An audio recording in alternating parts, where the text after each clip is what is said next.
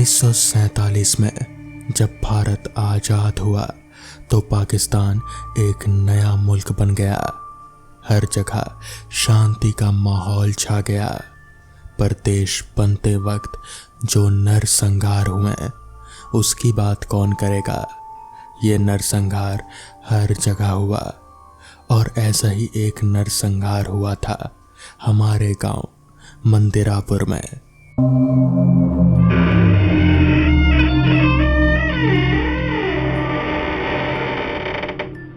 दिन के उजाले में कत्लेआम हो रहे थे। हमारे गांव में एक कपड़ों की बहुत बड़ी मिल थी जहां कत्लेआम कुछ ऐसा हुआ कि हर रंग के कपड़े लाल दिखाई पड़ रहे थे। हमारे गांव का ही एक लड़का वहां चौकीदार था। उस बेचारे का तो सर धड़ से अलग कर दिया गया था। उसका धड़ गेट के दीवार से सट कर खड़ा था और उसके सर का दूर दूर तक कहीं कोई नामो निशान नहीं था। बड़ा ही भयावह मंजर था वो। मील का तो बहुत बुरा हाल हुआ था। काम करने वाले लोगों का कटा हुआ शरीर, किसी की भी आंखों में एक दर्द सा काम कर रहा था। पर सबको सबसे ज्यादा दुख था चौकीदार की मौत का। ये कहकर दादाजी मौन हो गए। क्यों दादाजी, सबको सबसे ज्यादा दुख चौकीदार की मौत का ही क्यों हुआ? पायल ने पूछा। अपने बूढ़े माँ बाप का इकलौता सहारा था बेटा। उसके खबर मिलते ही उसका पिता तो सदमे से ही मर गया और उसकी बूढ़ी अम्मा ने रो रो कर अपनी तबीयत बिगाड़ ली थी। फिर बूढ़ी अम्मा का क्या हुआ दादाजी? चंदन ने पूछा। बूढ़ी अम्मा को तो उनकी बहन अपने गांव लेकर चली गई। फिर उनका क्या हुआ कुछ पता नहीं चला। निर्मल ने दादाजी का हाथ पकड़ते हुए पूछा। मील का क्या हुआ दादाजी? निर्मल के सिर पर हाथ फेरते हुए दादाजी ने कहा। मील के मालिक ने साफ सफाई करके मील फिर से चालू करवाई। मील में फिर से काम चालू हुआ। पर काम करने वालों लोगों ने कई बार पहले मील में जो लोग काम करते थे उन लोगों की आत्मा देखी। कई सारे काम करता तो मील में ही बेहोश पा गए और एक काम करता ने तो पानी की टंकी में खून देखा। वो सदमे में आकर बेहोश हो गया, जिससे गिरकर उसकी कमर की हड्डी ही टूट गई। इतने हादसों के बाद तो पक्का मील बंद हो गई होगी, चंदन ने कहा। नहीं, इतने हादसे शायद इस मील को बंद करने के लिए काफी नहीं थे, दादाजी बोले। तो क्या वजह थी दादाजी? पायल ने पूछा। मील का मालिक बड़ा बेरहम और ढीठ किस्म का था। उसके लिए मील में काम कर रहे लोग कीड़े मकोड़ों की तरह थे। उसने मील में काम चालू रखवाया। उन हादसों के बाद गांव का कोई भी व्यक्ति वहां काम नहीं करना चाहता था। फिर भी मील मालिक राजी नहीं हुआ। उसने दूसरे गांव के लोगों को मील में काम करने के बुलाया और वो लोग आकर काम करने लगे। मील कैसे बंद हुई दादाजी? निर्मल ने पूछा। दादाजी मुस्कुराए और बोले। वो चौकीदार वही बना उस मील को बंद करवाने की वजह। चंदन, पायल और निर्मल एक साथ आश्चर्य से पूछे। वो कैसे दादाजी? दादाजी ने उनकी ओर सिर उठाकर देखा और फिर मुस्कुराते हुए उन्होंने बताना शुरू किया। मील के अंदर जो हादसे हो रहे थे वो होते रहे। कितने ही डर कर काम छोड़कर चले गए, पर अगले ही दिन नए लोग भी आ जाते हैं। उन्हें सतर्क कर दिया जाता। जो कुछ भी मील के अंदर होता था। वक्त बीतता गया। 1 साल यही सिलसिला चलता रहा। कोई काम छोड़कर जाता तो कोई नया काम करने को आ जाता। मील में हो रहे हादसे दिन ब दिन कम होने लगे और कुछ महीनों में तो बिल्कुल ही खत्म हो गए। अब हमारे गांव के युवा भी रोजगार के लिए मिल में काम करने लगे। सब कुछ मानो वैसा ही हो गया जैसे देश विभाजन से पहले था। मिल से आती मशीनों की आवाज, वही चहल पहल। अब जब मिल पूरी तरह से चल पड़ा तो मिल के मालिक ने मिल की सुरक्षा के लिए 4 चौकीदार रख दिए। 2 दिन में सुरक्षा करते हैं, 2 रात में। फिर एक सुबह रात में पहरा देने वाले दोनों चौकीदार गेट के पास बेहोश मिले। सुबह काम करने वाले कामकर्ताओं ने उन दोनों को उठाया। उन्हें होश आया तो फिर वो चिल्लाने लगे, हमने कुछ नहीं किया, हमने कुछ नहीं किया, बचाओ, हमें बचा लो, हमने कुछ नहीं किया। कामकर्ता समझ नहीं पा रहे थे कि उन दोनों को हुआ क्या है। क्या हुआ था दादाजी उन दोनों को? मिंकू ने पूछा। अरे मिंकू बेटा, तुम कब आए? दादाजी ने पूछा। मैं देखने आया, भैया दीदी कहाँ चले गए। ढूंढते ढूंढते यहाँ आया तो आप कहानी सुना रहे थे तो मैं भी सुनने लगा। दादाजी आप आगे बोलिए ना, फिर क्या हुआ? निर्मल ने टोकते हुए कहा, जिसके बाद दादाजी ने फिर से बताना जारी रखा। कामकर्ता समझ नहीं पा रहे थे कि इन दोनों को हुआ क्या। तभी मिल का मैनेजर ये देख कि कोई काम नहीं कर रहा, सब झुंड बनाकर खड़े हैं, तो वो चिल्लाया, क्या हो रहा है वहां पर? क्यों झुंड बनाए खड़े हो? चलो अपने अपने काम पर लगो। मैनेजर की आवाज सुन कुछ कामकर्ता अपने अपने कामों में लग गए। मैनेजर उस जगह पर आया जहां वो दोनों चौकीदार सदमे से बैठे हुए थे। मैनेजर ने एक कामकर्ता से पूछा, क्या हुआ इन दोनों को? तो वो बोला, वही तो नहीं बता रहे मैनेजर साहब, बस चिल्लाए जा रहे हैं कि हमने कुछ नहीं किया, हमने कुछ नहीं किया, हमें बचा लो, बस ऐसा ही रटते जा रहे हैं। पूरी बात क्या है वो तो बताओ।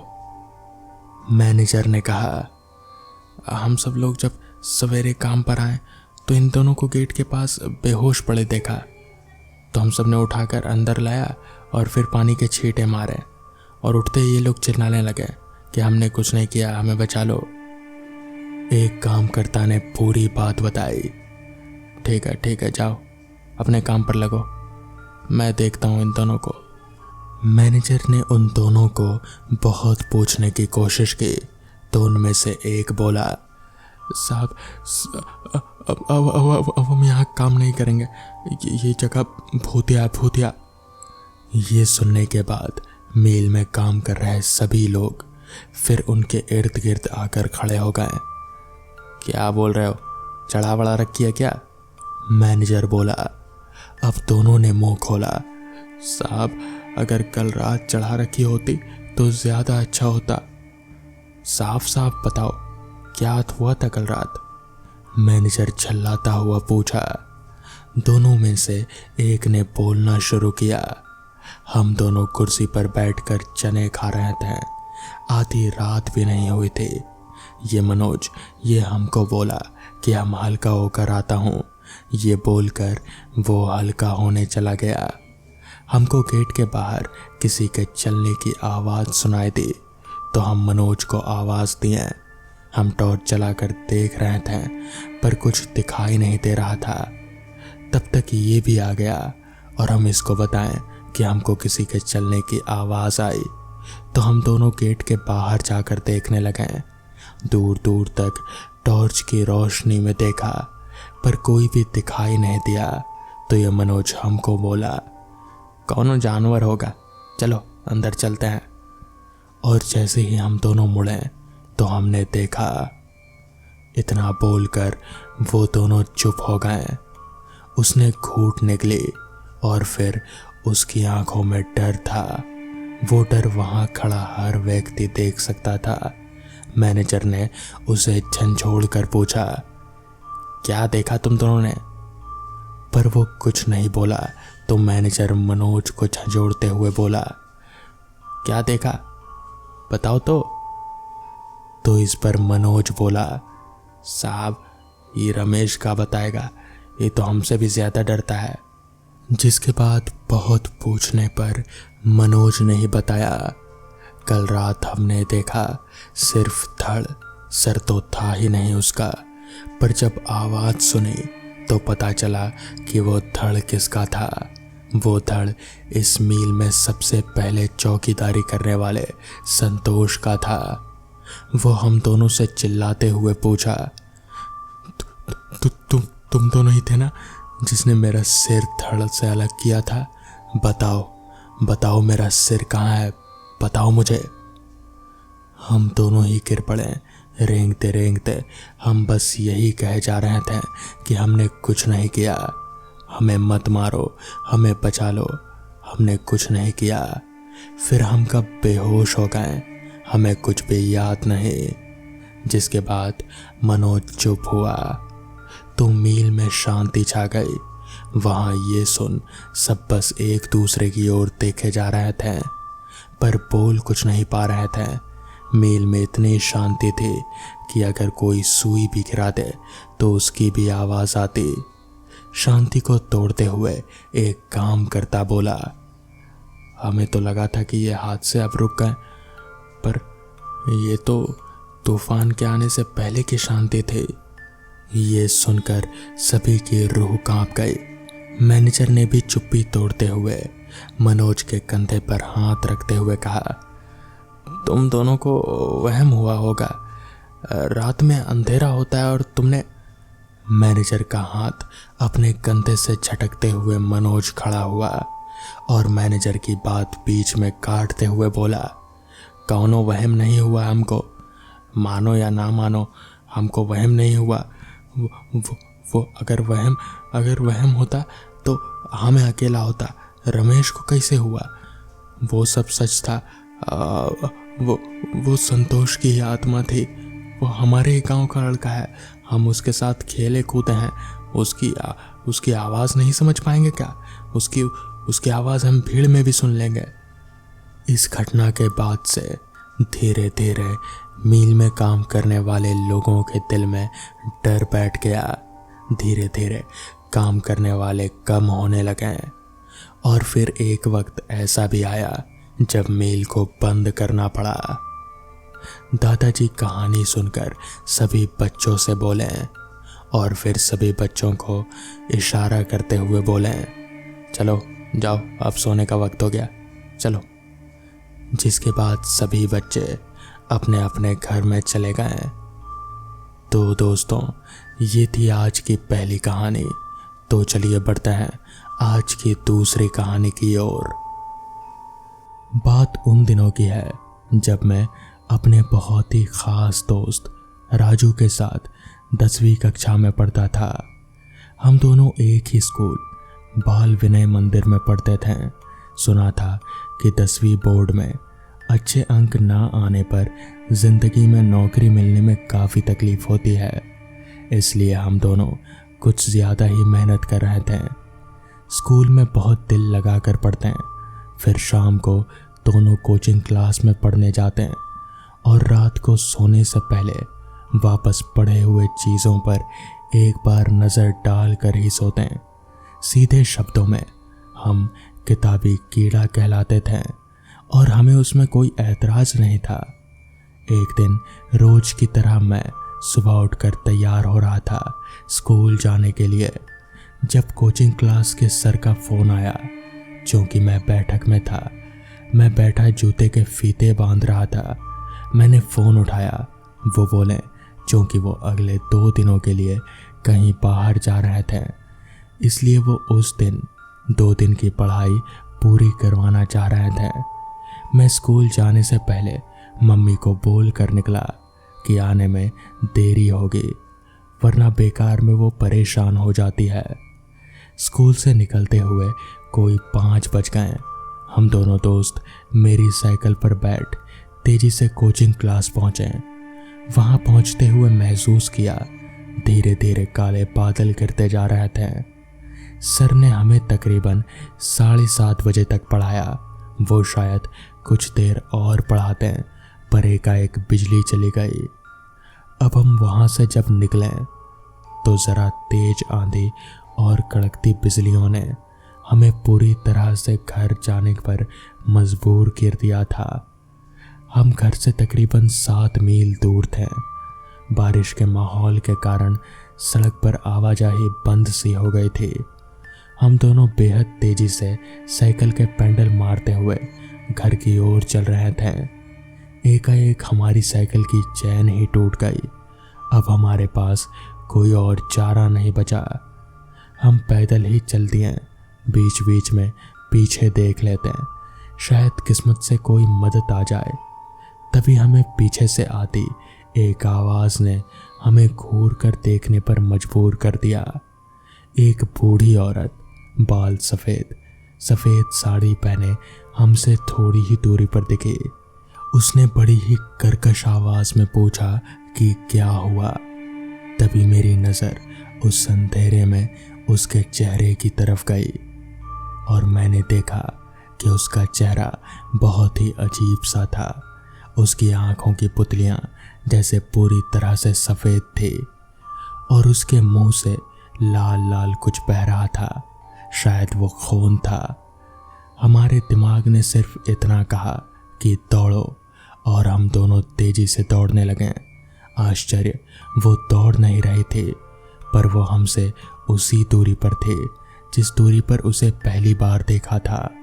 अब हम अपनी कॉलोनी के गेट के पास स्थित काली मंदिर के पास आ पहुंचे। अब डर भी कम हो गया था। पीछे मुड़कर देखा तो वो दूर दूर तक कहीं नहीं दिखे।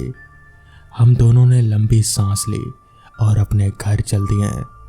रात को खाने की मेज पर जब ये बात पिताजी को बतलाई तो वो बोले, आज शनिवार है, साथ ही अमावस्या की रात, बादल बिजली का माहौल। ऐसा माहौल ऐसे आत्माओं को विचलित करता है। पर चूंकि हमारे पास लोहे की साइकिल थी इसलिए वो पास नहीं आ पाई। कहते हैं आत्माएं लोहे के पास नहीं आती। मैं आज भी सोचता हूँ कि आखिर वो थी कौन। हम लोग खाना खा रहे थे, तभी पिताजी ने कहा कि वो हमें एक और ऐसी ही कहानी सुनाना चाहते हैं, माहौल को कुछ नॉर्मल बनाने के लिए। तभी पिताजी ने बताना शुरू किया। रवि, सुमेधा, सुरुचि और रहीम चारों बहुत अच्छे दोस्त हैं। हर वक्त साथ ही रहते हैं, मस्ती मजाक करते हैं, एक दूसरे की टांग खींचते हैं। चारों केंद्र विद्यालय में कक्षा 12वीं में पढ़ते थे। बदमाशी करना मानो उनका जन्मसिद्ध अधिकार था। किसी को भी कभी भी परेशान करना, दूसरों का टिफिन चट कर जाना, कक्षा में उत्पात करना, शिक्षकों को परेशान करना, यही उनका रोज का काम था। उनके घर के पास ही एक दिन एक नया परिवार दिल्ली से तबादला होकर रहने आया। उनकी एक लड़की रोशनी भी 12वीं कक्षा में पढ़ती थी। उनको भी उन्हीं की कक्षा में प्रवेश मिला। नहीं होने के कारण सभी उससे दोस्ती करना चाहते थे। उस उम्र में दोस्ती के मायने आधे अधूरे ही समझ आते हैं। लड़कियां फिर भी कुछ सयानी हो जाती है, पर लड़के उनके हिसाब से कुछ देर से समझते हैं। कुछ दिन तक तो सब कुछ ठीक रहा, पर फिर एक दिन किसी कारण से अंग्रेजी की शिक्षिका शाजली मैडम ने रोशनी को नाराज होकर कक्षा के बाहर कर दिया और घुटने पर बैठने का आदेश दिया। वो बहुत रोती हुई कक्षा के बाहर चली गई और फिर घुटने पर बैठ गई। रहीम पानी पीने के बहाने बाहर आकर अपने मोबाइल से एक फ़ोटो ले लेता है और कक्षा के बाद उसका बहुत मजाक बनाता है। वो उदास हो जाती है। शाम को भी इस मामले में रोशनी का मजाक बनाया था रहीम ने। अगले दिन जब रोशनी स्कूल आती है तो वो बेहद परेशान हो जाती है। पूरे स्कूल में उसका पोस्टर लगा दिखता है। वो पागलों की तरह उनको नोचने लगती है और इसके बाद भी वो बिना किसी को कुछ बोले दौड़ती हुई स्कूल से निकल जाती है। शाम को सारे दोस्त रहीम को डांटते हैं और वो भी अपनी गलती को मानता है। रात के तकरीबन 1 बजे हुए थे जब रहीम की नींद खुल जाती है। उसके दरवाजे पर दस्तक से घबराकर वो उठता है और डरते डरते दरवाज़ा खोलता है। तभी बाहर बिजली चमकती है और वो बेहद परेशान होता है। वो देखता है कि उसके सामने रोशनी खड़ी है। तुम इतनी रात को? आश्चर्य से उसके मुंह से निकलता है। सामने रोशनी खड़ी। वो पूछती है कि आखिर वो उसकी इतनी बेइज्जती क्यों करता है और किस अधिकार से करता है। रहीम के दिमाग में बहुत सारे ख्याल आ जा रहे थे और वो उसे अंदर बुलाता है, पर वो कहती है कि वो चाहती है कि रहीम उसके अम्मी अब्बा से अभी जाकर मिले और बताए कि ये उसने किया था और वो उन्हें शांत करे, क्योंकि वो दोनों बेहद रो रहे हैं। रहीम परेशान हो जाता है कि उसका मजाक इस हद तक पहुंच गया और वो अगले दिन जाना चाहता है, पर रोशनी ने उसे जब फिर कहा तो वो जाने को तैयार हुआ। रोशनी उसे अकेले जाने को बोलती है और कहती है कि उन्हें बोल देना कि अब मैं तुम्हारे साथ ही रहूंगी। रास्ते में जाते हुए रहीम बहुत ही उलझा हुआ और परेशान था। वो तेजी से जब वहां पहुंचता है तो बाहर से ही उसे रोने की आवाज़ आ जाती है। वो तेजी से बढ़कर दरवाज़ा ढकेलता है तो उसे वो खुला हुआ ही मिलता है और अंदर जाकर घबरा जाता है, क्योंकि कमरे के पंखे से वहाँ रोशनी की लाश लटकती हुई होती है। उसे याद आता है रोशनी की कही गई वो बात कि वो अब हमेशा रहीम के साथ ही उसके घर पर रहेगी। रहीम अपने घर आता है और उसे वापस रोशनी की मौजूदगी महसूस होने लगती है। तो दोस्तों, ये थी आज की कहानियाँ। अगर आपको ये कहानियाँ पसंद आई हो तो वीडियो को लाइक और चैनल को सब्सक्राइब करना ना भूलें। तो मैं आपका दोस्त आर्यन जल्द ही मिलूँगा आपसे ऐसी ही नई कहानियों के साथ। तब तक के लिए अपना ख्याल रखें।